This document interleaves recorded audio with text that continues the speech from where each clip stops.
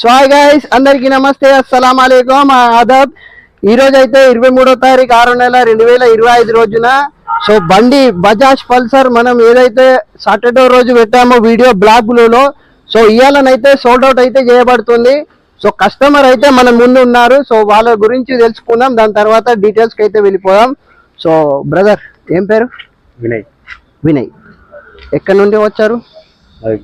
Lingampet. So address ఎలా దొరికింది మీకు? ఇన్స్టాగ్రామ్లో రీల్స్ చూసి ఫోన్ చేసింది.